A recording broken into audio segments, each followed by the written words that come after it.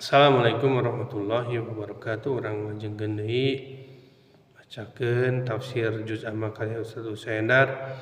Ayeuna urang atos aya dina hanca surat ayat ka 4 insyaallah diaos dugi ka ayat ka 6. A'udzu billahi minasy syaithanir rajim.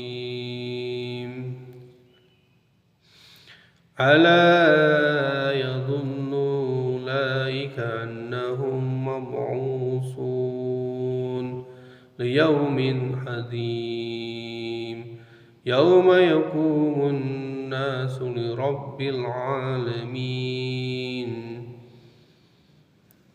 Naha maranehna teu nyangka yen maranehna bakal dihudangkeun dina hiji poe anu rongkah.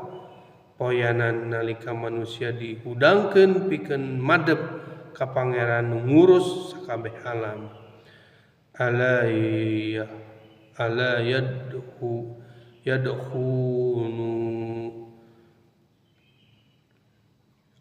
yadunnu naha maranehna nu sok curang dina nimbang jeung naker teu rumasa ulaika annahum yen satemena maranehna mab'usun bakal dihudangkeun li yaumin azim dina hiji poe anu rongkah nyaeta poe kiamat.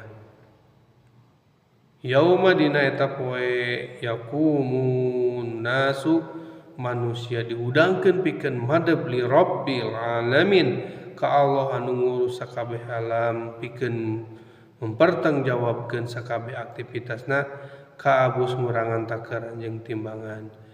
Dina hadis riwayat Ibnu Hibban diriwayatkeun dina hiji waktu sahabat Ibnu Umar ngimaman maca surat di luhur tapi teu tamat kakara nepi ka ayat genep kalah segruk ceurik sabada rek salat. Anjeunna ngajelaskeun pangceurikan lantaran inget kana dawuhan Rasulullah sallallahu alaihi wasallam yen sakabeh manusia bakal mandep ka Allah Subhanahu wa taala rupa-rupa gumantung kana amal waktu di alam dunia.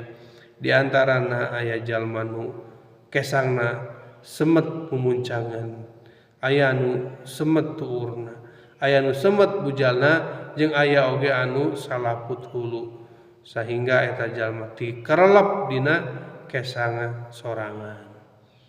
Kitu wae urang macakeun tafsir juz amma karya Ustaz Usaindar.